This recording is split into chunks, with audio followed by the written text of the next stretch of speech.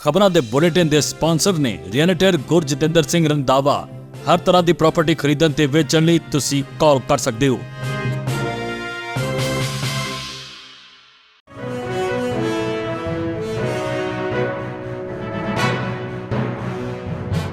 ਸਤਿ ਸ਼੍ਰੀ ਅਕਾਲ, ਤੁਸੀਂ ਵੇਖ ਰਹੇ ਹੋ ਪੰਜਾਬ ਮੇਲ USA TV। ਮੈਂ ਹਾਂ ਸੰਜੀਵ ਯਸ਼ ਖੰਨਾ। ਖਬਰਾਂ ਦੇ ਬੁਲੇਟਿਨ ਦੇ ਵਿੱਚ ਸਵਾਗਤ। ਸਭ ਤੋਂ ਪਹਿਲਾਂ ਚੋਣਵੀਆਂ ਖਬਰਾਂ। ਗ੍ਰੀਨ ਕਾਰਡ ਦੀ ਉਡੀਕ ਕਰ ਰਹੇ ਭਾਰਤੀਆਂ ਨੇ ਬਾਈਡਨ ਸਰਕਾਰ ਨੂੰ ਕੀਤੀ ਖਾਸ ਮੰਗ। ਭਾਰਤ ਨੇ ਕੈਨੇਡਾ ਦੇ ਨਾਗਰਿਕਾਂ ਲਈ ਮੁੜ ਸ਼ੁਰੂ ਕੀਤੀਆਂ ਵੀਜ਼ਾ ਸੇਵਾਵਾਂ। ਅਮਰੀਕਾ ਵਿੱਚ 3 ਥਾਵਾਂ ਤੇ ਗੋਲੀਬਾਰੀ, 22 ਲੋਕਾਂ ਦੀ ਮੌਤ, 50 ਤੋਂ ਵੱਧ ਜ਼ਖਮੀ। ਗਾਜ਼ਾ ਵਿੱਚ ਜੰਗਬੰਦੀ ਤੋਂ ਇਜ਼ਰਾਈਲ ਦੀ ਕੋਰੀ ਨਾ, ਕਿਹਾ ਹਮਾਸ ਨੂੰ ਨਸ਼ਟ ਕਰਨਾ ਸਾਡਾ ਫਰਜ਼। ਗਾਜ਼ਾ ਵਿੱਚ ਇਜ਼ਰਾਈਲ ਵੱਲੋਂ ਹਵਾਈ ਹਮਲੇ ਤੇਜ਼। ਮੇਟਾ ਬੱਚਿਆਂ ਨੂੰ ਲਗਾ ਰਹੀ ਲਾਈਕਸ ਦੀ ਲੱਤ, ਅਮਰੀਕਾ ਦੇ 41 ਸੂਬਿਆਂ ਨੇ ਦਾਇਰ ਕੀਤਾ ਮੁਕੱਦਮਾ। ਹੁਣ ਖਬਰਾਂ ਵਿਸਥਾਰ ਦੇ ਵਿੱਚ।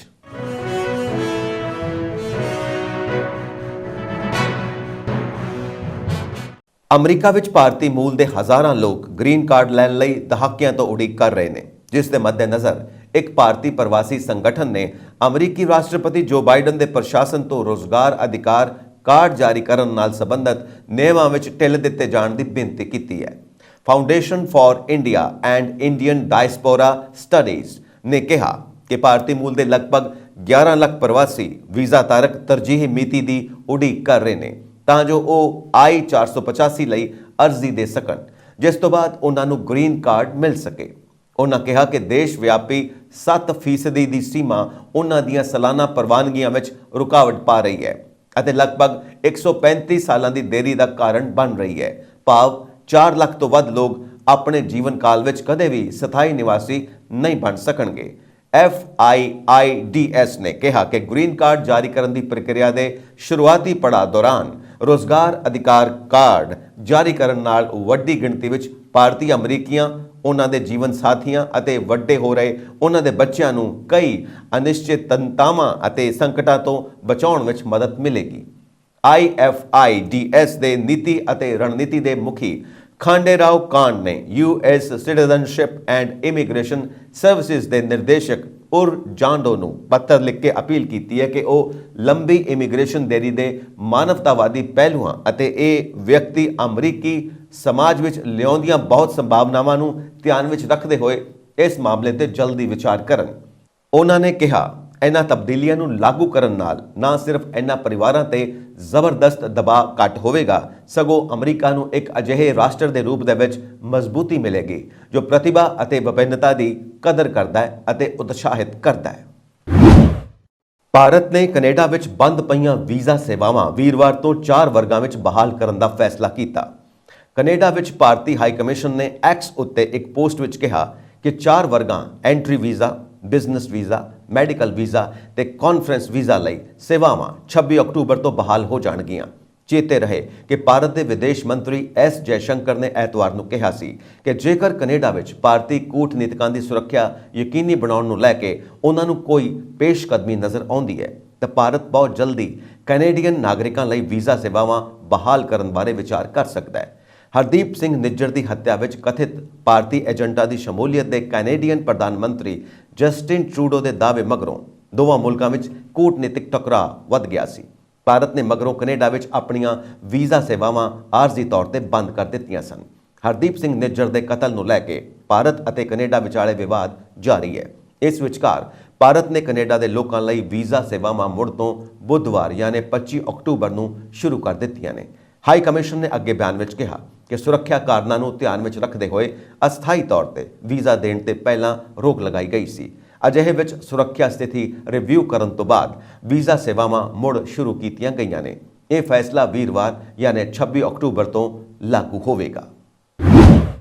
ਅਮਰੀਕਾ ਦੇ ਮੇਨ ਸੂਬੇ ਦੇ ਲੈਵਿਸਟਨ ਸ਼ਹਿਰ ਵਿੱਚ ਬੁੱਧਵਾਰ ਦੇਰ ਰਾਤ ਇੱਕ ਰੈਸਟੋਰੈਂਟ ਵਿੱਚ ਗੋਲੀਬਾਰੀ ਹੋਈ।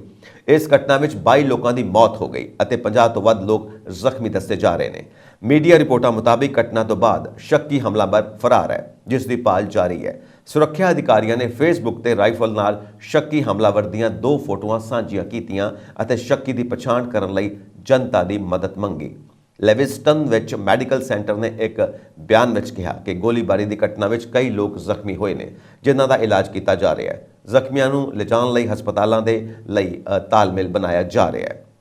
ਐਂਡਰੂ ਰੋਸਕੋਗਿਨ ਕਾਉਂਟੀ ਸ਼ੈਰਿਫ ਦੇ ਦਫ਼ਤਰ ਦੁਆਰਾ ਸਾਂਝੀਆਂ ਕੀਤੀਆਂ 2 ਫੋਟੋਆਂ ਸਾਂਝੀਆਂ ਕੀਤੀਆਂ ਗਈਆਂ ਨੇ, ਜਿਸ ਵਿੱਚ ਸ਼ੱਕੀ ਰਾਈਫਲ ਨਾਲ ਗੋਲੀਬਾਰੀ ਦੀ ਸਥਿਤੀ ਵਿੱਚ ਸੀ।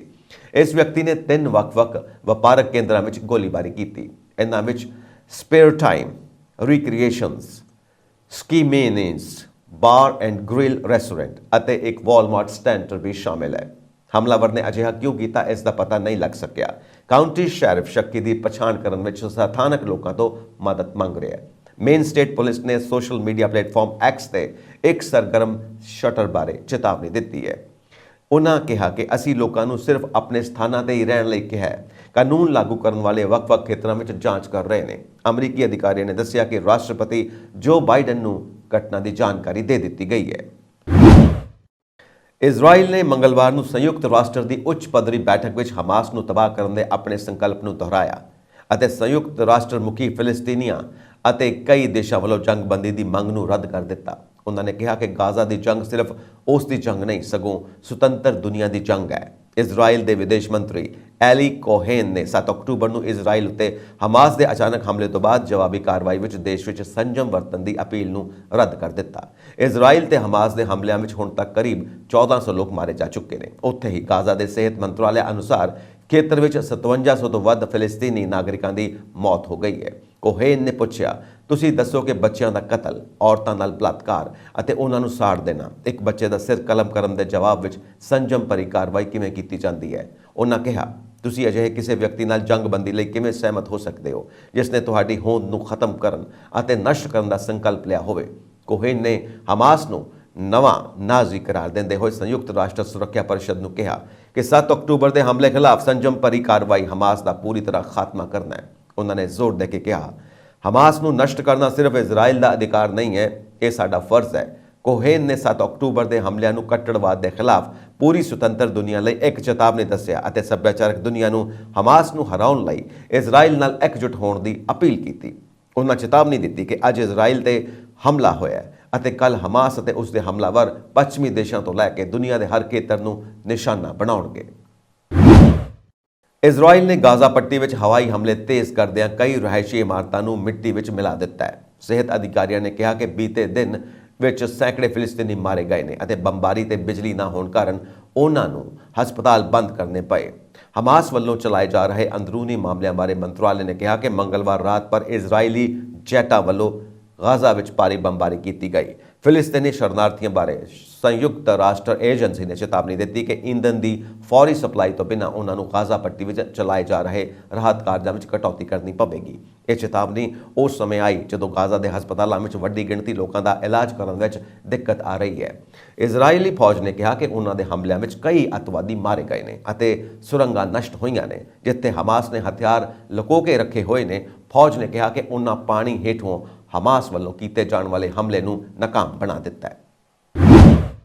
ਰਿਪਬਲਿਕਨ ਪਾਰਟੀ ਦੇ ਸੰਸਦ ਮੈਂਬਰਾਂ ਨੇ ਮਾਈਕ ਜੌਨਸਨ ਨੂੰ ਅਮਰੀਕੀ ਪ੍ਰਤੀਨਿਧੀ ਸਭਾ ਦੇ ਸਪੀਕਰ ਦੇ ਅਹੁਦੇ ਲਈ ਨਾਮਜ਼ਦ ਕੀਤਾ। ਸੰਸਦ ਮੈਂਬਰਾਂ ਨੇ ਸਾਬਕਾ ਰਾਸ਼ਟਰਪਤੀ ਡੋਨਾਲਡ ਟਰੰਪ ਅਤੇ ਕੁਝ ਹੋਰ ਕੱਟੜ ਰਿਪਬਲਿਕਨ ਸੰਸਦ ਮੈਂਬਰਾਂ ਦੇ ਵਿਰੁੱਧ ਦਰਮਿਆਨ ਟੌਮ ਐਮਰ ਦੇ ਨਾਮਜ਼ਦਗੀ ਵਾਪਸ ਲੈਣ ਤੋਂ ਬਾਅਦ ਇਹ ਕਦਮ ਚੁੱਕਿਆ। ਲੁਈਸਿਆਨਾ ਦੀ ਚੌਥੀ ਕਾਂਗਰੈਸ਼ਨਲ ਡਿਸਟ੍ਰਿਕਟ ਦੀ ਨੁਮਾਇੰਦਗੀ ਕਰਨ ਵਾਲੇ ਜੌਨਸਨ ਪ੍ਰਤੀਨਿਧੀ ਸਭਾ ਵਿੱਚ ਰਿਪਬਲਿਕਨ ਲੀਡਰਸ਼ਿਪ ਦਾ ਮੈਂਬਰ ਹੋਣ ਦੇ ਨਾਲ-ਨਾਲ ਸੰਵਿਧਾਨਿਕ ਮਾਮਲਿਆਂ ਵਿੱਚ ਮੁਹਾਰਤ ਰੱਖਣ ਵਾਲੇ ਇੱਕ ਸੀਨੀਅਰ ਵਕੀਲ ਵੀ ਨੇ। ਉਹਨਾਂ ਨੇ 2020 ਦੀਆਂ ਰਾਸ਼ਟਰਪਤੀ ਚੋਣਾਂ ਦੇ ਨਤੀਜਿਆਂ ਨੂੰ ਚੁਣੌਤੀ ਦੇਣ ਲਈ ਟਰੰਪ ਦੇ ਕਾਨੂੰਨੀ ਯਤਨਾਂ ਵਿੱਚ ਰਿਪਬਲਿਕਨ ਸੰਸਦ ਮੈਂਬਰਾਂ ਨੂੰ ਇਕਜੁੱਟ ਕਰਨ ਵਿੱਚ ਮੁੱਖ ਭੂਮਿਕਾ ਨਿਭਾਈ ਸੀ। ਕੇਵਿਨ ਮੈਕਾਰਥੀ ਦੇ ਇਸ ਮਹੀਨੇ ਦੀ ਸ਼ੁਰੂਆਤ ਵਿੱਚ ਪ੍ਰਤੀਨਿਧੀ ਸਭਾ ਦੇ ਸਪੀਕਰ ਦੇ ਅਹੁਦੇ ਤੋਂ ਅਸਤੀਫਾ ਦੇਣ ਤੋਂ ਬਾਅਦ ਪੈਦਾ ਹੋਈ ਸਥਿਤੀ ਨਾਲ ਨਜਿੱਠਣ ਲਈ ਰਿਪਬਲਿਕਨ ਪਾਰਟੀ ਦੇ ਸੰਸਦ ਮੈਂਬਰ ਬੁੱਧਵਾਰ ਸ਼ਾਮ ਨੂੰ ਬੰਦ ਦਰਵਾਜ਼ੇ ਦੇ ਪਿੱਛੇ ਇੱਕ ਅਹਿਮ ਬੈਠਕ ਵੀ ਕਰਨ ਵਾਲੇ ਨੇ। ਨਵੰਬਰ ਵਿੱਚ ਕੈਨੇਡੀਅਨ ਸੰਸਦ ਵਿੱਚ ਹਿੰਦੂ ਫੋਬੀਆ ਤੇ ਇੱਕ ਚਰਚਾ ਹੋ ਸਕਦੀ ਹੈ। ਇਸ ਸੰਬੰਧੀ ਕੈਨੇਡਾ ਸਥਿਤ ਹਿੰਦੂ ਸੰਗਠਨਾਂ ਨੇ ਸਾਰੇ ਸੰਸਦ ਮੈਂਬਰਾਂ ਨੂੰ ਪੱਤਰ ਲਿਖ ਕੇ ਸਮਰਥਨ ਮੰਗਿਆ ਹੈ। ਕੈਨੇਡਾ ਵਿੱਚ ਹਿੰਦੂਫੋਬੀਆ ਨੂੰ ਮਾਨਤਾ ਦੇਣ ਦੀ ਮੰਗ ਕਰਨ ਵਾਲੀ ਇੱਕ ਪਟੀਸ਼ਨ ਤੇ 25,000 ਤੋਂ ਵੱਧ ਦਸਤਖਤ ਇਕੱਠੇ ਹੋਏ, ਜਦੋਂ ਕਿ ਜਵਾਬ ਲਈ ਇਸ ਨੂੰ ਸਰਕਾਰ ਨੂੰ ਭੇਜਣ ਲਈ ਸਿਰਫ 500 ਦੀ ਜ਼ਰੂਰਤ ਸੀ। ਤੁਹਾਨੂੰ ਦੱਸ ਦਈਏ ਕਿ ਕੈਨੇਡੀਅਨ ਹਿੰਦੂ ਸੰਗਠਨ ਹਾਊਸ ਆਫ ਕਾਮਨਜ਼ ਵਿੱਚ ਇੱਕ ਕਾਨੂੰਨ ਪਾਸ ਕਰਵਾਉਣ ਲਈ ਆਪਣੀਆਂ ਕੋਸ਼ਿਸ਼ਾਂ ਤੇਜ਼ ਕਰ ਰਹੇ ਨੇ, ਜਿਸ ਤਹਿਤ ਦੇਸ਼ ਵਿੱਚ ਵੱਧ ਰਹੇ ਹਿੰਦੂ ਫੋਬੀਆ ਨੂੰ ਪਛਾਣ ਕੇ ਹਿੰਦੂ ਵਿਰੋਧੀ ਭਾਵਨਾਵਾਂ ਨੂੰ ਰੋਕਿਆ ਜਾਵੇ।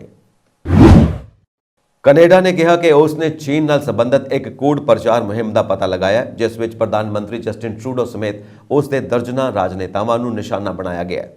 ਵਿਦੇਸ਼ ਮੰਤਰਾਲੇ ਨੇ ਕਿਹਾ ਕਿ ਸਪੈਮੋਫਲੇਜ਼ ਮੁਹਿੰਮ ਨੇ ਕੈਨੇਡੀਆਈ ਰਾਜਨੇਤਾਵਾਂ ਨੂੰ ਬਦਨਾਮ ਕਰਨ ਲਈ ਆਨਲਾਈਨ ਪੋਸਟਾਂ ਦੀ ਵਰਤੋਂ ਕੀਤੀ।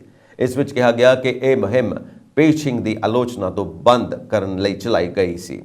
ਗਲੋਬਲ ਅਫੇਅਰਸ ਕੈਨੇਡਾ ਨੇ ਕਿਹਾ ਕਿ ਉਸ ਨੇ ਰੈਪਿਡ ਰਿਸਪਾਂਸ ਮੈਕੈਨਿਜ਼ਮ, ਜਿਸ ਨੂੰ ਵਿਦੇਸ਼ਾਂ ਤੋਂ ਹੋਣ ਵਾਲੀਆਂ ਗਲਤ ਸੂਚਨਾਵਾਂ ਕੋਸ਼ਿਸ਼ਾਂ ਦੀ ਨਿਗਰਾਨੀ ਕਰਨ ਲਈ ਸਥਾਪਿਤ ਕੀਤਾ ਗਿਆ ਹੈ। ਉਸ ਨੇ ਅਗਸਤ ਵਿੱਚ ਇੱਕ ਸਪੈਮੋਫਲੇਜ਼ ਮੁਹਿੰਮ ਦਾ ਪਤਾ ਲਗਾਇਆ ਜੋ ਸਿੱਧੇ ਤੌਰ ਤੇ ਚੀਨ ਨਾਲ ਜੁੜੀ ਹੈ। ਇਸ ਵਿੱਚ ਕਿਹਾ ਗਿਆ ਕਿ ਮੁਹਿੰਮ ਜੋ ਸਤੰਬਰ ਦੇ ਮਹੀਨੇ ਹਫ਼ਤੇ ਵਿੱਚ ਤੇਜ਼ ਹੋਈ, ਇਸ ਵਿੱਚ ਇੱਕ ਬਾਟ ਨੈਟਵਰਕ ਸਾਹਮਣੇ ਆਇਆ ਜਿਸ ਨੇ ਕਈ ਕੈਨੇਡੀਆਈ ਰਾਜਨੇਤਾਵਾਂ ਤੇ ਸੋਸ਼ਲ ਮੀਡੀਆ ਖਾਤਿਆਂ ਤੇ ਕੈਨੇਡਾ ਦੀਆਂ 2 ਅਧਿਕਾਰਿਤ ਭਾਸ਼ਾਵਾਂ ਅੰਗਰੇਜ਼ੀ ਅਤੇ ਫ੍ਰੈਂਚ ਵਿੱਚ ਹਜ਼ਾਰਾਂ ਟਿੱਪਣੀਆਂ ਛੱਡੀਆਂ। ਟਿੱਪਣੀਆਂ ਵਿੱਚ ਇੱਕ ਦਾਅਵਾ ਕੀਤਾ ਗਿਆ ਕਿ ਕੈਨੇਡਾ ਵਿੱਚ ਚੀਨੀ ਕਮਿਊਨਿਸਟ ਪਾਰਟੀ ਦੇ ਇੱਕ ਆਲੋਚਕ ਨੇ ਵੱਖ-ਵੱਖ ਰਾਜਨੇਤਾਵਾਂ ਤੇ ਅਪਰਾਧਿਕ ਅਤੇ ਨੈਤਿਕ ਉਲੰਘਣਾ ਦਾ ਦੋਸ਼ ਲਾਇਆ ਸੀ। ਆਸਟ੍ਰੇਲੀਆ ਵਿਖੇ ਵਿਕਟੋਰੀਆ ਦੇ ਇੱਕ ਰਿਟਾਇਰਡ ਐਮਪੀ ਨੂੰ ਜੇਲ੍ਹ ਵਿੱਚ ਸਜ਼ਾ ਸੁਣਾਈ ਗਈ। ਐਮਪੀ ਨੇ ਪ੍ਰਸ਼ਾਸਨਿਕ ਖਰਚਿਆਂ ਵਿੱਚ $1,70,000 ਤੋਂ ਵੱਧ ਦਾ ਝੂਠਾ ਦਾਅਵਾ ਕੀਤਾ ਸੀ, ਜਿਸ ਕਾਰਨ ਅਦਾਲਤ ਨੇ ਉਸ ਨੂੰ ਸਜ਼ਾ ਸੁਣਾਈ। ਬੁੱਧਵਾਰ ਨੂੰ ਵਿਕਟੋਰੀਆ ਕਾਉਂਟੀ ਅਦਾਲਤ ਵਿੱਚ ਜਨਤਕ ਦਫ਼ਤਰ ਵਿੱਚ ਦੁਰਵਿਵਹਾਰ ਦੇ 2 ਦੋਸ਼ਾਂ ਵਿੱਚ ਦੋਸ਼ੀ ਮੰਨਣ ਤੋਂ ਬਾਅਦ 21 ਮਹੀਨਿਆਂ ਦੀ ਕੈਦ ਦੀ ਸਜ਼ਾ ਸੁਣਾਈ ਗਈ। ਉਹ 1 ਸਾਲ ਬਾਅਦ ਪੈਰੋਲ ਲਈ ਯੋਗ ਹੋ ਜਾਵੇਗਾ।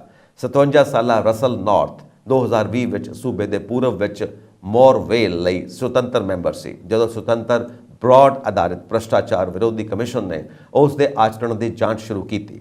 ਨਾਰਥ ਨੂੰ ਆਪਣੇ ਵਿੱਤ ਦਾ ਸੁਤੰਤਰ ਆਡਿਟ ਕਰਵਾਉਣ ਦੀ ਲੋੜ ਸੀ ਤਾਂ ਕਿ ਵਿਕਟੋਰੀਅਨ ਇਲੈਕਟੋਰਲ ਕਮਿਸ਼ਨ ਨੂੰ ਪਤਾ ਹੋਵੇ ਕਿ ਅਸਲ ਖਰਚਿਆਂ ਲਈ ਕਿੰਨਾ ਪੈਸਾ ਵਰਤਿਆ ਗਿਆ ਸੀ ਅਤੇ ਕਿਸ ਨੂੰ ਵਾਪਸ ਕਰਨ ਦੀ ਲੋੜ ਸੀ। ਜਾਂਚਕਰਤਾਵਾਂ ਨੇ 2018 ਅਤੇ 2019 ਵਿੱਚ ਪਾਇਆ ਕਿ ਨਾਰਥ ਨੇ ਆਪਣੇ ਆਡੀਟਰ ਨੂੰ ਝੂਠੀਆਂ ਰਸੀਦਾਂ ਅਤੇ ਬੈਂਕ ਸਟੇਟਮੈਂਟਸ ਦਿੱਤੀਆਂ। ਦਾਅਵਾ ਕੀਤਾ ਕਿ ਉਸ ਨੇ ਇੱਕ ਲੇਬਰ ਹਾਇਰ ਫਾਰਮ ਦੁਆਰਾ ਪ੍ਰਬੰਧਕੀ ਸਹਾਇਤਾ ਲਈ ਭੁਗਤਾਨ ਕੀਤਾ, ਇੱਕ ਨਵਾਂ ਪ੍ਰਿੰਟਰ ਖਰੀਦਿਆ ਅਤੇ ਦਫ਼ਤਰ ਦੇ ਕਿਰਾਏ ਲਈ $3100 ਪ੍ਰਤੀ ਮਹੀਨਾ ਅਦਾ ਕੀਤਾ। ਨਿਊਯਾਰਕ ਅਤੇ ਕੈਲੀਫੋਰਨੀਆ ਸਮੇਤ ਕਈ ਅਮਰੀਕੀ ਸੂਬਿਆਂ ਨੇ ਮੈਟਾ ਪਲੇਟਫਾਰਮ X ਖਿਲਾਫ ਮੁਕੱਦਮਾ ਦਾਇਰ ਕੀਤਾ ਹੈ। ਇਸ ਵਿੱਚ ਇਹ ਦੋਸ਼ ਲਗਾਇਆ ਗਿਆ ਕਿ ਮੈਟਾ ਜਾਣਬੁੱਝ ਕੇ ਇੰਸਟਾਗ੍ਰਾਮ ਅਤੇ ਫੇਸਬੁੱਕ ਲਈ ਅਜਿਹੇ ਫੀਚਰ ਤਿਆਰ ਕਰ ਰਿਹਾ ਹੈ ਜੋ ਬੱਚਿਆਂ ਨੂੰ ਕੰਪਨੀ ਦੇ ਸੋਸ਼ਲ ਮੀਡੀਆ ਪਲੇਟਫਾਰਮ ਦੇ ਆਦੀ ਬਣਾਉਂਦੇ ਨੇ ਅਤੇ ਨੌਜਵਾਨਾਂ ਨੂੰ ਨੁਕਸਾਨ ਪਹੁੰਚਾਉਂਦੇ ਨੇ ਅਤੇ ਉਹਨਾਂ ਵਿੱਚ ਮਾਨਸਿਕ ਸਿਹਤ ਸੰਬੰਧੀ ਸਮੱਸਿਆਵਾਂ ਨੂੰ ਵੀ ਵਧਾਉਂਦੇ ਨੇ।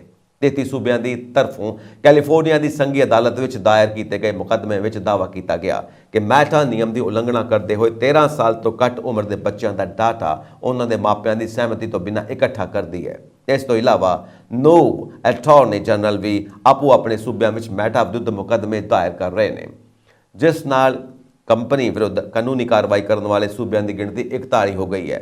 ਮੁਕੱਦਮੇ ਵਿੱਚ ਕਿਹਾ ਗਿਆ ਕਿ ਮੈਟਾ ਨੇ ਨੌਜਵਾਨਾਂ ਅਤੇ ਅੱਲੜ ਉਮਰ ਦੇ ਨਾਬਾਲਗਾਂ ਨੂੰ ਆਕਰਸ਼ਿਤ ਕਰਨ, ਰੁਝਾਉਣ ਅਤੇ ਅੰਤ ਵਿੱਚ ਭਰਮਾਉਣ ਲਈ ਸ਼ਕਤੀਸ਼ਾਲੀ ਅਤੇ ਬੇਮਿਸਾਲ ਤਕਨੀਕਾਂ ਦੀ ਵਰਤੋਂ ਕੀਤੀ। ਇਸ ਦਾ ਉਦੇਸ਼ ਲਾਭ ਕਮਾਉਣਾ ਅਤੇ ਵੱਧ ਤੋਂ ਵੱਧ ਵਿੱਤੀ ਲਾਭ ਪ੍ਰਾਪਤ ਕਰਨਾ ਹੈ। ਮੈਟਾ ਨੇ ਆਪਣੇ ਸੋਸ਼ਲ ਮੀਡੀਆ ਪਲੇਟਫਾਰਮਾਂ ਤੇ ਮਹੱਤਵਪੂਰਨ ਖਤਰਿਆਂ ਬਾਰੇ ਲੋਕਾਂ ਨੂੰ ਵਾਰ-ਵਾਰ ਗੁੰਮਰਾਹ ਕੀਤਾ। ਮੁਕੱਦਮੇ ਅਨੁਸਾਰ ਕੰਪਨੀ ਨੇ ਉਹਨਾਂ ਤਰੀਕਿਆਂ ਨੂੰ ਲੁਕਾਇਆ ਜਿਸ ਵਿੱਚ ਇਹ ਪਲੇਟਫਾਰਮ ਉਹਨਾਂ ਦੇ ਸਭ ਤੋਂ ਕਮਜ਼ੋਰ ਉਪਭੋਗਤਾਵਾਂ ਨਾਲ ਨਾਬਾਲਗਾਂ ਅਤੇ ਬੱਚਿਆਂ ਨੂੰ ਗੁੰਮਰਾਹ ਕਰਦੇ ਨੇ ਅਤੇ ਉਹਨਾਂ ਦਾ ਸ਼ੋਸ਼ਣ ਕਰਦੇ ਨੇ। ਮੈਟਾ ਤੋਂ ਵਿੱਤੀ ਮੁਆਵਜ਼ੇ ਤੋਂ ਇਲਾਵਾ ਕਾਨੂੰਨ ਦੀ ਉਲੰਘਣਾ ਕਰਨ ਵਾਲੀਆਂ ਵਿਸ਼ੇਸ਼ਤਾਵਾਂ ਨੂੰ ਹਟਾਉਣ ਦੀ ਮੰਗ ਕੀਤੀ ਗਈ ਹੈ। ਨਿਊਯਾਰਕ ਦੇ ਅਟਾਰਨੀ ਜਨਰਲ ਲੈਟੀਆ ਜੇਮਸ ਨੇ ਇੱਕ ਬਿਆਨ ਵਿੱਚ ਕਿਹਾ, ਬੱਚੇ ਅਤੇ ਨਾਬਾਲਗ ਬਹੁਤ ਮਾੜੀ ਮਾਨਸਿਕ ਸਥਿਤੀ ਨਾਲ ਜੂਝ ਰਹੇ ਨੇ ਅਤੇ ਮੈਟਾ ਵਰਗੀਆਂ ਸੋਸ਼ਲ ਮੀਡੀਆ ਕੰਪਨੀਆਂ ਜ਼ਿੰਮੇਵਾਰ ਨੇ। ਮੈਟਾ ਨੇ ਜਾਣਬੁੱਝ ਕੇ ਆਪਣੇ ਪਲੇਟਫਾਰਮਾਂ ਤੇ ਵਿਸ਼ੇਸ਼ਤਾਵਾਂ ਬਣਾਈਆਂ ਨੇ ਜੋ ਬੱਚਿਆਂ ਦੇ ਸਵੈਮਾਨ ਨੂੰ ਘਟਾਉਂਦੀਆਂ ਨੇ ਅਤੇ ਉਹਨਾਂ ਨੂੰ ਇਸ ਦੇ ਐਪਸ ਦੇ ਆਦੀ ਬਣਾਉਂਦੀਆਂ ਨੇ। ਇਸ ਤਰ੍ਹਾਂ ਉਹਨਾਂ ਦੀ ਪਰੇਸ਼ਾਨੀ ਦਾ ਸ਼ੋਸ਼ਣ ਕਰਕੇ ਲਾਭ ਪ੍ਰਾਪਤ ਕਰਦੀਆਂ ਨੇ। ਉੱਥੇ ਮੈਟਾ ਨੇ ਇੱਕ ਬਿਆਨ ਜਾਰੀ ਕਰਕੇ ਕਿਹਾ ਕਿ ਇਹ ਇੰਟਰਨੈਟ ਤੇ ਇੱਕ ਸੁਰੱਖਿਅਤ ਅਤੇ ਸਕਾਰਾਤਮਕ ਅਨੁਭਵ ਪ੍ਰਦਾਨ ਕਰਨ ਲਈ ਅਟਾਰਨੀ ਜਨਰਲ ਦੀ ਵਚਨਬੱਧਤਾ ਦਾ ਸਮਰਥਨ ਕਰਦਾ ਹੈ। ਕੰਪਨੀ ਨੇ ਨਾਬਾਲਗਾਂ ਅਤੇ ਉਹਨਾਂ ਦੇ ਪਰਿਵਾਰਾਂ ਦੀ ਮਦਦ ਲਈ ਪਹਿਲਾਂ ਹੀ 30 ਤੋਂ ਵੱਧ ਟੂਲ ਲਾਂਚ ਕੀਤੇ ਨੇ। ਬਿਆਨ ਵਿੱਚ ਕਿਹਾ ਗਿਆ, ਅਸੀਂ ਨਿਰਾਸ਼ ਹਾਂ ਕਿ ਅਟਾਰਨੀ ਜਨਰਲ ਨੇ ਨਾਬਾਲਗਾਂ ਦੁਆਰਾ ਵਰਤੇ ਜਾਂਦੇ ਵੱਖ-ਵੱਖ ਐਪਸ ਲਈ ਸਪਸ਼ਟ ਤੇ ਉਮਰ ਮੁਤਾਬਿਕ ਮਾਪਦੰਡ ਬਣਾਉਣ ਲਈ ਸੋਸ਼ਲ ਮੀਡੀਆ ਕੰਪਨੀਆਂ ਨਾਲ ਅਰਥਪੂਰਨ ਕੰਮ ਕਰਨ ਦੀ ਬਜਾਏ ਇਹ ਰਾਹ ਚੁਣਿਆ। ਇਹ ਮੁਕੱਦਮਾ California, Florida, Kentucky, Massachusetts, Nebraska, New Jersey, Tennessee ਅਤੇ ਵੌਰਮੌਂਟ ਵਰਗੇ ਰਾਜਾਂ ਦੇ ਅਟਾਰਨੀ ਜਨਰਲ ਦੀ ਅਗਵਾਈ ਵਾਲੀ ਜਾਂਚ ਤੋਂ ਬਾਅਦ ਦਾਇਰ ਕੀਤਾ ਗਿਆ। ਉਕਤ ਜਾਂਚ ਦੀ ਵਾਲ ਸਟਰੀਟ ਜਰਨਲ ਸਮੇਤ ਹੋਰ ਅਖਬਾਰਾਂ ਦੁਆਰਾ ਪ੍ਰਕਾਸ਼ਿਤ ਰਿਪੋਰਟਾਂ ਦੇ ਮੱਦੇਨਜ਼ਰ ਕੀਤੀ ਗਈ ਸੀ, ਜਿਸ ਵਿੱਚ ਮੈਟਾ ਦੀ ਖੋਜ ਦਾ ਹਵਾਲਾ ਦਿੰਦੇ ਹੋਏ ਕਿਹਾ ਗਿਆ ਸੀ ਕਿ ਕੰਪਨੀ ਇਸ ਗੱਲ ਤੋਂ ਜਾਣੂ ਸੀ ਕਿ ਇੰਸਟਾਗ੍ਰਾਮ ਮਾਨਸਿਕ ਸਿਹਤ ਅਤੇ ਸਰੀਰਕ ਬਣਤਰ ਦੇ ਲਿਹਾਜ਼ ਨਾਲ ਨਾਬਾਲਗਾਂ ਲਈ ਨੁਕਸਾਨਦੇਹ ਕਿਵੇਂ ਹੋ ਸਕਦਾ ਹੈ।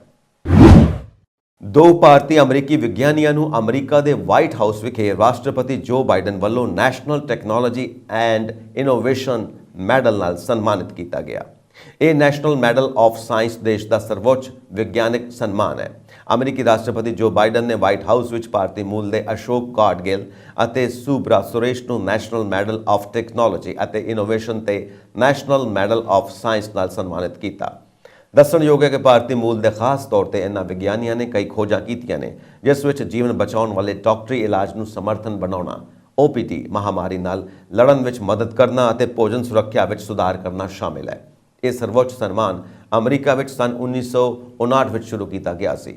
ਦੱਸਣਯੋਗ ਹੈ ਕਿ ਨੈਸ਼ਨਲ ਮੈਡਲ ਆਫ ਸਾਇੰਸ ਦੇਸ਼ ਦਾ ਸਭ ਤੋਂ ਉੱਚਾ ਵਿਗਿਆਨਕ ਸਨਮਾਨ ਹੈ, ਜਿਸ ਦੀ ਸਥਾਪਨਾ US ਕਾਂਗਰਸ ਦੁਆਰਾ ਕੀਤੀ ਗਈ ਸੀ ਅਤੇ US ਨੈਸ਼ਨਲ ਸਾਇੰਸ ਫਾਊਂਡੇਸ਼ਨ ਦੁਆਰਾ ਪ੍ਰਬੰਧਿਤ ਕੀਤਾ ਗਿਆ ਸੀ। ਇਹ ਸਨਮਾਨ ਸੰਯੁਕਤ ਰਾਜ ਦੇ ਰਾਸ਼ਟਰਪਤੀ ਦੁਆਰਾ ਜੀਵਨ ਵਿਗਿਆਨ, ਕੰਪਿਊਟਰ ਵਿਗਿਆਨ, ਵਿਦਿਅਕ ਵਿਗਿਆਨ, ਇੰਜੀਨੀਅਰਿੰਗ, ਭੂ ਵਿਗਿਆਨ, ਗਣਿਤ ਅਤੇ ਭੌਤਿਕ ਵਿਗਿਆਨ ਅਤੇ ਸਮਾਜਿਕ, ਲਾਗੂ ਅਤੇ ਆਰਥਿਕ ਵਿਗਿਆਨ ਵਿੱਚ ਉਹਨਾਂ ਦੇ ਸ਼ਾਨਦਾਰ ਯੋਗਦਾਨ ਲਈ ਵਿਸ਼ੇਸ਼ ਮਾਨਤਾ ਦੇ ਯੋਗ ਵਿਸ਼ੇਸ਼ ਵਿਅਕਤੀਆਂ ਨੂੰ ਦਿੱਤਾ ਜਾਂਦਾ ਹੈ। ਰਿਸ਼ੀ ਸੁਨਕ ਨੇ ਬ੍ਰਿਟੇਨ ਵਿੱਚ ਭਾਰਤੀ ਮੂਲ ਦੇ ਪਹਿਲੇ ਪ੍ਰਧਾਨ ਮੰਤਰੀ ਵਜੋਂ ਬੁੱਧਵਾਰ ਨੂੰ 1 ਸਾਲ ਪੂਰਾ ਕਰ ਲਿਆ। ਸੁਨਕ ਨੇ ਪੂਰਵਵਰਤੀ ਲਿਜ਼ ਟਰਸ ਦੀ ਥੋੜੇ ਸਮੇਂ ਦੀ ਪ੍ਰੀਮੀਅਰਸ਼ਿਪ ਅਤੇ ਕਈ ਘਰੇਲੂ ਅਤੇ ਗਲੋਬਲ ਚੁਣੌਤੀਆਂ ਦੇ ਵਿਚਕਾਰ 10 ਡਾਊਨਿੰਗ ਸਟਰੀਟ ਵਿੱਚ ਅਹੁਦਾ ਸੰਭਾਲਿਆ ਸੀ। ਪ੍ਰਧਾਨ ਮੰਤਰੀ ਵਜੋਂ 1 ਸਾਲ ਪੂਰਾ ਹੋਣ ਮੌਕੇ ਸੁਨਕ ਨੇ ਕਿਹਾ, ਜਦੋਂ ਤੋਂ ਮੈਂ ਪ੍ਰਧਾਨ ਮੰਤਰੀ ਬਣਿਆ ਅਸੀਂ 1 ਸਾਲ ਵਿੱਚ ਬਹੁਤ ਕੁਝ ਹਾਸਿਲ ਕੀਤਾ ਹੈ, ਪਰ ਇਸ ਵਿੱਚ ਕੋਈ ਸ਼ੱਕ ਨਹੀਂ ਹੋਰ ਵੀ ਬਹੁਤ ਕੁਝ ਕਰਨਾ ਬਾਕੀ ਹੈ। ਉਸਨੇ ਅੱਗੇ ਕਿਹਾ, ਮੈਂ ਜਾਣਦਾ ਕਿ ਇਹ ਸਾਲ ਮੁਸ਼ਕਲ ਰਿਹਾ ਅਤੇ ਦੇਸ਼ ਭਰ ਵਿੱਚ ਮਿਹਨਤ ਪਰਿਵਾਰਾਂ ਦੀ ਮਦਦ ਲਈ ਅਜੇ ਵੀ ਕੰਮ ਕੀਤਾ ਜਾਣਾ ਬਾਕੀ ਹੈ, ਪਰ ਮੈਨੂੰ ਸਾਡੇ ਵੱਲੋਂ ਚੁੱਕੇ ਗਏ ਕਦਮਾਂ ਤੇ ਮਾਣ ਹੈ। ਉਧਰ ਗਵਰਨਿੰਗ ਕੰਜ਼ਰਵੇਟਿਵ ਪਾਰਟੀ ਦੇ ਚੇਅਰਮੈਨ ਗ੍ਰੇਗ ਹੈਂਡਸ ਨੇ ਪਾਰਟੀ ਨੇਤਾ ਦੀ ਉਸ ਦੇ 1 ਸਾਲ ਦੇ ਮੀਲ ਪੱਥਰ ਤੇ ਸ਼ਲਾਘਾ ਕੀਤੀ। ਹੈਂਡਸ ਨੇ ਕਿਹਾ, ਜਦੋਂ ਅੱਜ ਤੋਂ 1 ਸਾਲ ਪਹਿਲਾਂ ਰਿਸ਼ੀ ਸੁਨਕ ਪ੍ਰਧਾਨ ਮੰਤਰੀ ਬਣੇ ਸਨ ਤਾਂ ਉਹਨਾਂ ਨੇ ਪਰਿਵਾਰਾਂ ਨੂੰ ਜੀਵਨ ਦੇ ਖਰਚੇ ਦੇ ਨਾਲ ਸਹਾਇਤਾ ਕਰਨ ਲਈ ਤੁਰੰਤ ਕਾਰਵਾਈ ਕੀਤੀ। ਉਹਨਾਂ ਦੇ ਅੱਧੇ ਊਰਜਾ ਬਿੱਲਾਂ ਦਾ ਭੁਗਤਾਨ ਕੀਤਾ। ਉਦੋਂ ਤੋਂ ਅਸੀਂ ਮਹਿੰਗਾਈ ਨੂੰ ਅੱਧਾ ਕਰਨ, ਆਰਥਿਕਤਾ ਨੂੰ ਵਧਾਉਣ, ਕਰਜ਼ੇ ਨੂੰ ਘਟਾਉਣ, ਕਟੌਤੀ ਕਰਨ, NHS ਉਡੀਕ ਸੂਚੀਆਂ, ਕਿਸ਼ਤੀਆਂ ਨੂੰ ਰੋਕਣ ਵੱਲ ਚੰਗੀ ਤਰੱਕੀ ਕੀਤੀ ਹੈ। ਉਸਨੇ ਅੱਗੇ ਕਿਹਾ, ਪਰ ਪਿਛਲੇ 30 ਸਾਲਾਂ ਤੋਂ ਪ੍ਰਧਾਨ ਮੰਤਰੀ ਇਹ ਮੰਨਦੇ ਨੇ ਕਿ ਥੋੜੇ ਸਮੇਂ ਵਿੱਚ ਬਹੁਤ ਜ਼ਿਆਦਾ ਸਿਆਸੀ ਫੈਸਲੇ ਲਏ ਗਏ ਨੇ। ਸਿਆਸਤਦਾਨ ਬੁਨਿਆਦੀ ਸਮੱਸਿਆਵਾਂ ਨੂੰ ਸੁਲਝਾਉਣ ਦੀ ਬਜਾਏ ਆਸਾਨ ਰਾਹ ਕੱਢਦੇ ਨੇ, ਔਖੇ ਵਿਕਲਪਾਂ ਨੂੰ ਛੱਡ ਦਿੰਦੇ ਨੇ। ਪ੍ਰਧਾਨ ਮੰਤਰੀ ਨੇ ਸਾਬਿਤ ਕਰ ਦਿੱਤਾ ਕਿ ਉਹ ਉਹੀ ਵਿਅਕਤੀ ਹੈ ਜੋ ਇਸ ਨੂੰ ਬਦਲਣ ਲਈ ਦ੍ਰਿੜ ਹੈ। 43 ਸਾਲਾ ਸੁਨਕ ਨੂੰ ਹਾਊਸ ਆਫ ਕਾਮਨਸ ਵਿੱਚ ਵਿਰੋਧੀ ਧਿਰ ਲੇਬਰ ਪਾਰਟੀ ਦੇ ਨੇਤਾ ਸਰ ਕੀਰ ਸਟਾਰਮਰ ਦਾ ਸਾਹਮਣਾ ਕਰਨਾ ਪਿਆ, ਕਿਉਂਕਿ ਉਸ ਦਾ ਦਫ਼ਤਰ ਬਿਨਾਂ ਕਿਸੇ ਵਰ੍ਹੇਗੰਢ ਦੇ ਜਸ਼ਨਾਂ ਦੀ ਯੋਜਨਾ ਬਣਾਏ ਇਸ ਨੂੰ ਸਿਰਫ ਇੱਕ ਹੋਰ ਕੰਮਕਾਜੀ ਦਿਨ ਵਜੋਂ ਦਰਸਾਉਣ ਲਈ ਉਤਸੁਕ ਸੀ। ਸੋਸ਼ਲ ਮੀਡੀਆ ਤੇ ਪੋਸਟ ਕੀਤੀ ਗਈ ਇੱਕ ਵੀਡੀਓ ਵਿੱਚ ਸੁਨਕ ਨੇ ਅਜਿਹੀ ਹੀ ਭਾਵਨਾ ਦਾ ਸੰਕੇਤ ਦਿੱਤਾ ਹੈ। ਲੈਬਨਾਨ ਸਥਿਤ ਹਿਜ਼ਬੁੱਲਾ ਸਮੂਹ ਦੇ ਨੇਤਾ ਨੇ ਬੁੱਧਵਾਰ ਨੂੰ ਗਾਜ਼ਾ ਵਿੱਚ ਚੱਲ ਰਹੇ ਇਜ਼ਰਾਈਲੀ ਹਮਲਿਆਂ ਦੇ ਵਿਚਕਾਰ ਹਮਾਸ ਤੇ ਫਿਲਿਸਤੀਨੀ ਇਸਲਾਮਿਕ ਜਹਾਦ ਦੇ ਸੀਨੀਅਰ ਨੇਤਾਵਾਂ ਨਾਲ ਗੱਲਬਾਤ ਕੀਤੀ, ਜਿਸ ਵਿੱਚ 3 ਪ੍ਰਮੁੱਖ ਵਿਰੋਧੀਆਂ ਦੇ ਇੱਕ ਮਹੱਤਵਪੂਰਨ ਬੈਠਕ ਮੰਨੀ ਜਾ ਰਹੀ ਹੈ। ਮੀਟਿੰਗ ਤੋਂ ਬਾਅਦ ਇੱਕ ਸੰਖੇਪ ਬਿਆਨ ਵਿੱਚ ਕਿਹਾ ਗਿਆ ਕਿ ਹਿਜ਼ਬੁੱਲਾ ਦੇ ਨੇਤਾ ਹਸਨ ਨਸਰੁੱਲਾ ਨੇ ਹਮਾਸ ਦੇ ਸਾਲੇ ਅਲ ਆਰੋਗੀ ਦੇ ਇਸਲਾਮਿਕ ਜਹਾਦ ਦੇ ਨੇਤਾ ਜ਼ਿਆਦ ਅਲ ਨਖਲੇ ਨਾਲ ਸਹਿਮਤੀ ਪ੍ਰਗਟਾਈ ਕਿ 3 ਸੰਗਠਨਾਂ ਤੇ ਹੋਰ ਈਰਾਨ ਸਮਰਥਿਤ ਅੱਤਵਾਦੀਆਂ ਨੂੰ ਅੱਗੇ ਕੀ ਕਦਮ ਚੁੱਕਣੇ ਚਾਹੀਦੇ ਨੇ। ਹਿਜ਼ਬੁੱਲਾ ਤੇ ਲੈਬਨਾਨ ਦੇ ਰਾਜ ਮੀਡੀਆ ਦੁਆਰਾ ਪ੍ਰਸਾਰਿਤ ਕੀਤੇ ਗਏ ਬਿਆਨਾਂ ਦੇ ਅਨੁਸਾਰ ਤਿੰਨਾਂ ਸੰਗਠਨਾਂ ਦਾ ਉਦੇਸ਼ ਗਾਜ਼ਾ ਤੇ ਫਿਲਿਸਤੀਨ ਵਿੱਚ ਇੱਕ ਅਸਲ ਜਿੱਤ ਪ੍ਰਾਪਤ ਕਰਨਾ ਤੇ ਗਾਜ਼ਾ ਤੇ ਪੱਛਮੀ ਕੰਢੇ ਵਿੱਚ ਇਜ਼ਰਾਈਲ ਦੀਆਂ ਧੋਖੇਬਾਜ਼ ਤੇ ਬੇਵਕੂਫੀ ਵਾਲੀਆਂ ਕਾਰਵਾਈਆਂ ਨੂੰ ਖਤਮ ਕਰਨਾ ਹੈ ਤੇ ਵਾਇਸ਼ੀ ਹਮਲੇ ਨੂੰ ਰੋਕਣਾ ਹੈ। ਬੇਰੁਤ 'ਚ ਇਹ ਬੈਠਕ ਅਜਿਹੇ ਸਮੇਂ ਹੋਈ ਜਦੋਂ ਗਾਜ਼ਾ ਪੱਟੀ ਤੇ ਸ਼ਾਸਨ ਕਰਨ ਵਾਲੇ ਫਿਲਿਸਤੀਨੀ ਅੱਤਵਾਦੀ ਸਮੂਹ ਇਜ਼ਰਾਈਲ ਤੇ ਹਮਾਸ ਵਿਚਾਲੇ 3 ਹਫ਼ਤਿਆਂ ਤੋਂ ਜੰਗ ਚੱਲ ਰਹੀ ਹੈ। ਗਾਜ਼ਾ ਦੇ ਸਿਹਤ ਮੰਤਰਾਲੇ ਨੇ ਕਿਹਾ ਕਿ ਇਜ਼ਰਾਈਲੀ ਹਮਲਿਆਂ ਵਿੱਚ 5700 ਫਿਲਿਸਤੀਨੀ ਮਾਰੇ ਗਏ, ਜਿਨ੍ਹਾਂ ਵਿੱਚ 2300 ਨਾਬਾਲਿਗ ਵੀ ਸ਼ਾਮਿਲ ਸਨ। ਇਜ਼ਰਾਈਲੀ ਸਰਕਾਰ ਦੇ ਅਨੁਸਾਰ ਹਮਾਸ ਦੇ ਸ਼ੁਰੂਆਤੀ ਹਮਲੇ ਵਿੱਚ ਇਜ਼ਰਾਈਲ ਵਿੱਚ 1400 ਲੋਕ ਮਾਰੇ ਗਏ ਸਨ। ਹਿਜ਼ਬੁੱਲਾ ਦਾ ਕਹਿਣਾ ਹੈ ਕਿ ਝੜਪਾਂ ਵਿੱਚ ਉਸ ਦੇ ਦਰਜਨਾਂ ਲੜਾਕੇ ਵੀ ਮਾਰੇ ਗਏ ਨੇ। ਭਾਰਤ ਨੇ ਇਜ਼ਰਾਈਲ ਹਮਾਸ ਦੇ ਚੱਲ ਰਹੇ ਸੰਘਰਸ਼ ਵਿੱਚ ਵੱਡੇ ਪੱਧਰ ਤੇ ਆਮ ਨਾਗਰਿਕਾਂ ਦੀ ਮੌਤ ਅਤੇ ਵਿਗੜਦੀ ਸੁਰੱਖਿਆ ਸਥਿਤੀ ਤੇ ਗੰਭੀਰ ਚਿੰਤਾ ਪ੍ਰਗਟ ਕੀਤੀ ਹੈ ਅਤੇ ਸਾਰੀਆਂ ਧਿਰਾਂ ਨੂੰ ਸ਼ਾਂਤੀ ਲਈ ਜ਼ਰੂਰੀ ਹਾਲਾਤ ਬਣਾਉਣ ਅਤੇ ਤਣਾਅ ਘਟਾਉਣ ਲਈ ਸਿੱਧੀ ਗੱਲਬਾਤ ਫਿਰ ਤੋਂ ਸ਼ੁਰੂ ਕਰਨ ਦੀ ਦਿਸ਼ਾ ਵਿੱਚ ਕੰਮ ਕਰਨ ਦੀ ਅਪੀਲ ਕੀਤੀ ਹੈ। ਸੰਯੁਕਤ ਰਾਸ਼ਟਰ ਵਿੱਚ ਭਾਰਤ ਦੇ ਸਥਾਈ ਉਪ ਪ੍ਰਤੀਨਿਧੀ ਆਰ ਰਵਿੰਦਰ ਨੇ ਮੰਗਲਵਾਰ ਨੂੰ ਪੱਛਮੀ ਏਸ਼ੀਆ ਦੀ ਸਥਿਤੀ ਤੇ ਸੁਰੱਖਿਆ ਪਰਿਸ਼ਦ ਦੀ ਬੈਠਕ ਵਿੱਚ ਇਹ ਟਿੱਪਣੀ ਕੀਤੀ। ਰਵਿੰਦਰ ਨੇ ਕਿਹਾ, ਭਾਰਤ ਵਿਗੜਦੀ ਸੁਰੱਖਿਆ ਸਥਿਤੀ ਅਤੇ ਸੰਘਰਸ਼ ਵਿੱਚ ਵੱਡੇ ਪੱਧਰ ਤੇ ਆਮ ਨਾਗਰਿਕਾਂ ਦੀ ਮੌਤ ਤੋਂ ਬਹੁਤ ਚਿੰਤਿਤ ਹੈ। ਵੱਧਦਾ ਮਨੁੱਖੀ ਸੰਕਟ ਵੀ ਓਨਾ ਹੀ ਚਿੰਤਾਜਨਕ ਹੈ। ਉਹਨਾਂ ਕਿਹਾ ਕਿ ਖੇਤਰ ਵਿੱਚ ਵੱਧਦੀ ਦੁਸ਼ਮਣੀ ਨੇ ਨਾ ਸਿਰਫ ਗੰਭੀਰ ਮਨੁੱਖੀ ਸਥਿਤੀ ਨੂੰ ਹੋਰ ਵਿਗਾੜਿਆ ਹੈ, ਸਗੋਂ ਜੰਗਬੰਦੀ ਦੇ ਨਾਜ਼ੁਕ ਸੁਭਾਅ ਨੂੰ ਵੀ ਇੱਕ ਵਾਰ ਫਿਰ ਰੇਖਾਂਕਿਤ ਕੀਤਾ ਹੈ। ਰਵਿੰਦਰ ਨੇ ਕਿਹਾ, ਮੌਜੂਦਾ ਸੰਘਰਸ਼ ਵਿੱਚ ਆਮ ਨਾਗਰਿਕਾਂ ਦੀ ਮੌਤ ਗੰਭੀਰ ਚਿੰਤਾ ਦਾ ਵਿਸ਼ਾ ਬਣੀ ਹੋਈ ਹੈ। ਸਾਰੀਆਂ ਧਿਰਾਂ ਨੂੰ ਨਾਗਰਿਕਾਂ, ਖਾਸ ਕਰਕੇ ਔਰਤਾਂ ਅਤੇ ਬੱਚਿਆਂ ਦੀ ਸੁਰੱਖਿਆ ਕਰਨੀ ਚਾਹੀਦੀ ਹੈ। ਮੌਜੂਦਾ ਮਨੁੱਖੀ ਸੰਕਟ ਨਾਲ ਨਜਿੱਠਣ ਦੀ ਲੋੜ ਹੈ। ਭਾਰਤ ਨੇ ਸਾਰੀਆਂ ਧਿਰਾਂ ਨੂੰ ਸ਼ਾਂਤੀ ਲਈ ਜ਼ਰੂਰੀ ਹਾਲਾਤ ਬਣਾਉਣ, ਤਣਾਅ ਘਟਾਉਣ ਅਤੇ ਹਿੰਸਾ ਤੋਂ ਬਚਣ ਸਮੇਤ ਸਿੱਧੀ ਗੱਲਬਾਤ ਮੁੜ ਸ਼ੁਰੂ ਕਰਨ ਦੀ ਦਿਸ਼ਾ ਵਿੱਚ ਕੰਮ ਕਰਨ ਦੀ ਅਪੀਲ ਕੀਤੀ ਹੈ। ਰਵਿੰਦਰ ਨੇ ਕਿਹਾ, ਮੌਜੂਦਾ ਤਣਾਅ ਨੇ ਇਜ਼ਰਾਈਲ ਅਤੇ ਫਿਲਿਸਤੀਨ ਦਰਮਿਆਨ ਸਿੱਧੀ ਅਤੇ ਭਰੋਸੇਯੋਗ ਗੱਲਬਾਤ ਨੂੰ ਤੁਰੰਤ ਮੁੜ ਸ਼ੁਰੂ ਕਰਨ ਦੀ ਲੋੜ ਨੂੰ ਰੇਖਾਂਕਿਤ ਕੀਤਾ ਹੈ। ਇਹਨਾਂ ਵਾਰਤਾਲਾਪਾਂ ਨੂੰ ਮੁੜ ਸ਼ੁਰੂ ਕਰਨ ਲਈ ਅਨੁਕੂਲ ਹਾਲਾਤ ਬਣਾਉਣ ਲਈ ਹਰ ਸੰਭਵ ਕੋਸ਼ਿਸ਼ ਕੀਤੀ ਜਾਣੀ ਚਾਹੀਦੀ ਹੈ। ਪਾਕਿਸਤਾਨ ਦੇ ਸਾਬਕਾ ਪ੍ਰਧਾਨ ਮੰਤਰੀ ਇਮਰਾਨ ਖਾਨ ਨੇ ਅੱਜ ਇਸਲਾਮਾਬਾਦ ਹਾਈ ਕੋਰਟ ਵਿੱਚ ਪਟੀਸ਼ਨ ਦਾਇਰ ਕਰਕੇ ਸਾਈਫਰ ਕੇਸ ਵਿੱਚ ਦੋਸ਼ ਤੈਅ ਕਰਨ ਦੀ ਕਾਰਵਾਈ ਨੂੰ ਗੈਰ ਕਾਨੂੰਨੀ ਐਲਾਨਣ ਦੀ ਮੰਗ ਕੀਤੀ ਹੈ। ਸਾਬਕਾ ਪ੍ਰਧਾਨ ਮੰਤਰੀ ਨੇ ਵਿਦੇਸ਼ ਅਦਾਲਤ ਦੀ ਕਾਰਵਾਈ ਨੂੰ ਜਲਦਬਾਜ਼ੀ ਦੱਸਿਆ। ਇਹ ਕੇਸ ਸਰਕਾਰੀ ਭੇਦ ਲੀਕ ਕਰਨ ਤੇ ਦੋਸ਼ ਦੇ ਕਾਨੂੰਨਾਂ ਦੀ ਉਲੰਘਣਾ ਨਾਲ ਸੰਬੰਧਿਤ ਹੈ। ਖਾਨ ਤੇ ਉਹਨਾਂ ਦੇ ਕਰੀਬੀ ਸ਼ਾਹ ਮੁਹੰਮਦ ਕੁਰੈਸ਼ੀ ਵਿਰੁੱਧ ਵਿਸ਼ੇਸ਼ ਅਦਾਲਤ ਨੇ ਸੋਮਵਾਰ ਜੇਲ੍ਹ ਵਿੱਚ ਸੁਣਵਾਈ ਦੌਰਾਨ ਦੋਸ਼ ਤੈਅ ਕੀਤੇ ਸਨ। ਇਹ ਕੇਸ ਵਿੱਚ ਦੋਵਾਂ ਨੂੰ ਮੌਤ ਦੀ ਸਜ਼ਾ ਦੇ ਘੇਰੇ ਵਿੱਚ ਵੀ ਲਿਆਂਦਾ ਜਾ ਸਕਦਾ ਹੈ। ਆਪਣੀ ਪਟੀਸ਼ਨ ਵਿੱਚ ਇਮਰਾਨ ਨੇ ਦਲੀਲ ਦਿੱਤੀ ਹੈ ਕਿ ਜੱਜਾਂ ਦੀ ਕਾਰਵਾਈ ਵਿੱਚ ਕਾਲੀ ਨਜ਼ਰ ਆ ਰਹੀ ਹੈ। ਭਾਰਤ ਨਾਲ ਕੂਟਨੀਤਿਕ ਤਣਾਅ ਦੇ ਮੁੱਦੇ ਉੱਤੇ ਹੁਣ ਨਿਊਜ਼ੀਲੈਂਡ ਨੇ ਵੀ ਕੈਨੇਡਾ ਦਾ ਸਮਰਥਨ ਕੀਤਾ ਹੈ। ਦੱਸਣਯੋਗ ਹੈ ਕਿ ਫਾਈਵ ਆਈਜ਼ ਗੱਠਜੋੜ ਵਿੱਚ ਸ਼ਾਮਿਲ ਨਿਊਜ਼ੀਲੈਂਡ ਇੱਕੋ ਇੱਕ ਮੁਲਕ ਬਾਕੀ ਬਚਿਆ ਸੀ ਜਿਸ ਨੇ ਹਾਲੇ ਤੱਕ ਜਨਤਕ ਤੌਰ ਤੇ ਕੈਨੇਡਾ ਦਾ ਸਮਰਥਨ ਨਹੀਂ ਕੀਤਾ ਸੀ। ਉਹਨਾਂ ਭਾਰਤ ਵਿੱਚ ਓਟਾਵਾ ਦੀ ਕੂਟਨੀਤਿਕ ਮੌਜੂਦਗੀ ਘਟਣ ਤੇ ਚਿੰਤਾ ਜ਼ਾਹਿਰ ਕੀਤੀ ਹੈ। ਨਿਊਜ਼ੀਲੈਂਡ ਦੇ ਵਿਦੇਸ਼ ਵਿਭਾਗ ਨੇ ਇੱਕ ਬਿਆਨ ਵਿੱਚ ਕਿਹਾ, ਅਸੀਂ ਭਾਰਤ ਵੱਲੋਂ ਕੈਨੇਡਾ ਨੂੰ ਕੂਟਨੀਤਿਕ ਮੌਜੂਦਗੀ ਘਟਾਉਣ ਲਈ ਕਹਿਣ ਤੋਂ ਫਿਕਰਮੰਦ ਹਾਂ, ਜਿਸ ਕਾਰਨ ਵੱਡੀ ਗਿਣਤੀ ਡਿਪਲੋਮੈਟਾਂ ਨੂੰ ਭਾਰਤ ਤੋਂ ਜਾਣਾ ਪਿਆ। ਹੁਣ ਘੱਟ ਨਹੀਂ ਬਲਕਿ ਵੱਧ ਕੂਟਨੀਤੀ ਕਰਨ ਦਾ ਵੇਲਾ ਹੈ। ਅਸੀਂ ਸਾਰੇ ਮੁਲਕਾਂ ਤੋਂ ਆਸ ਕਰਦੇ ਹਾਂ ਕਿ ਉਹ ਕੂਟਨੀਤਿਕ ਰਿਸ਼ਤਿਆਂ ਬਾਰੇ 1961 ਦੀ ਵੀਏਨਾ ਸੰਧੀ ਦੀਆਂ ਆਪਣੀਆਂ ਜ਼ਿੰਮੇਵਾਰੀਆਂ ਨੂੰ ਨਿਭਾਉਣ। ਜਨੇਹਾ ਵਿੱਚ ਮਾਨਤਾ ਪ੍ਰਾਪਤ ਸਟਾਫ ਨੂੰ ਵਿਸ਼ੇਸ਼ ਅਧਿਕਾਰ ਤੇ ਸੁਰੱਖਿਆ ਦੇਣੀ ਸ਼ਾਮਿਲ ਹੈ। ਗੌਰਤਲਬ ਹੈ ਕਿ ਨਿਊਜ਼ੀਲੈਂਡ ਦਾ ਵਿਦੇਸ਼ ਵਿਭਾਗ ਜ਼ਿਆਦਾਤਰ ਬਿਆਨ ਜਾਰੀ ਨਹੀਂ ਕਰਦਾ ਤੇ ਕੈਨੇਡਾ ਦੇ ਪ੍ਰਧਾਨ ਮੰਤਰੀ ਜਸਟਿਨ ਟਰੂਡੋ ਵੱਲੋਂ ਖਾਲਿਸਤਾਨੀ ਵੱਖਵਾਦੀ ਦੀ ਹੱਤਿਆ ਦੇ ਮਾਮਲੇ ਵਿੱਚ ਭਾਰਤ ਤੇ ਲਾਏ ਦੋਸ਼ਾਂ ਉੱਤੇ ਵੀ ਉਹਨਾਂ ਚੁੱਪ ਹੀ ਧਾਰੀ ਹੋਈ ਹੈ। ਸੂਤਰਾਂ ਮੁਤਾਬਿਕ ਫਾਈਵ ਆਈਜ਼ ਭਾਈਵਾਲਾਂ ਵਿੱਚੋਂ 2 ਜਣੇ ਇਸ ਮੁੱਦੇ ਉੱਤੇ ਕੈਨੇਡਾ, ਅਮਰੀਕਾ ਤੇ ਬਰਤਾਨੀਆ ਨਾਲ ਖੜਨ ਤੋਂ ਟਾਲਾ ਵੱਟ ਰਹੇ ਸਨ ਤੇ ਭਾਰਤੀ ਇੰਟੈਲੀਜੈਂਸ ਅਤੇ NSA ਅਜੀਤ ਡੋਵਾਲ ਨੂੰ ਮੁਸ਼ਕਲ ਵਿੱਚ ਪਾਉਣਾ ਚਾਹੁੰਦੇ ਸਨ। ਆਸਟ੍ਰੇਲੀਆ ਤੇ ਨਿਊਜ਼ੀਲੈਂਡ ਮਹਿਸੂਸ ਕਰਦੇ ਨੇ ਕਿ ਇਸ ਮੁੱਦੇ ਉੱਤੇ ਵਾਰੋ-ਵਾਰ ਬਿਆਨ ਜਾਰੀ ਕਰਨ ਨਾਲ ਕੋਈ ਮੰਤਵ ਹੱਲ ਨਹੀਂ ਹੋਏਗਾ। ਜ਼ਿਕਰਯੋਗ ਹੈ ਕਿ ਫਾਈਵ ਆਈਜ਼ ਇੰਟੈਲੀਜੈਂਸ ਗੱਠਜੋੜ ਵਿੱਚ ਅਮਰੀਕਾ, ਬਰਤਾਨੀਆ, ਨਿਊਜ਼ੀਲੈਂਡ, ਆਸਟ੍ਰੇਲੀਆ ਤੇ ਕੈਨੇਡਾ ਸ਼ਾਮਿਲ ਨੇ। ਹਾਲਾਂਕਿ ਦਿਲਚਸਪ ਤੱਥ ਇਹ ਹੈ ਕਿ ਕਈ ਦਿਨ ਚੁੱਪ ਰਹਿਣ ਮਗਰੋਂ ਨਿਊਜ਼ੀਲੈਂਡ ਤੇ ਆਸਟ੍ਰੇਲੀਆ ਵੀ ਇਸ ਮੁੱਦੇ ਉੱਤੇ ਅਮਰੀਕਾ ਤੇ ਬਰਤਾਨੀਆ ਨਾਲ ਖੜੇ ਨਜ਼ਰ ਆ ਰਹੇ ਨੇ। ਵੇਰਵਿਆਂ ਮੁਤਾਬਿਕ ਇਹਨਾਂ ਮੁਲਕਾਂ ਦੇ ਇੰਟੈਲੀਜੈਂਸ ਮੁਖੀਆਂ ਦੀ ਪਿਛਲੇ ਹਫ਼ਤੇ ਅਮਰੀਕਾ ਵਿੱਚ ਮੀਟਿੰਗ ਹੋਈ ਹੈ। ਇਸ ਮੀਟਿੰਗ ਦੌਰਾਨ ਹੀ ਨਿਊਜ਼ੀਲੈਂਡ ਤੇ ਆਸਟ੍ਰੇਲੀਆ ਨੂੰ ਭਾਰਤ-ਕੈਨੇਡਾ ਵਿਵਾਦ ਬਾਰੇ ਬਿਆਨ ਜਾਰੀ ਕਰਨ ਲਈ ਕਿਹਾ ਗਿਆ ਸੀ। ਇਹ ਸਨ ਅੱਜ ਦੀਆਂ ਮੁੱਖ ਖਬਰਾਂ। ਹੋਰ ਅਪਡੇਟਸ ਦੇ ਲਈ ਵੇਖਦੇ ਰਹੋ ਪੰਜਾਬ ਮੇਲ USA TV। ਸਤਿ ਸ਼੍ਰੀ ਅਕਾਲ।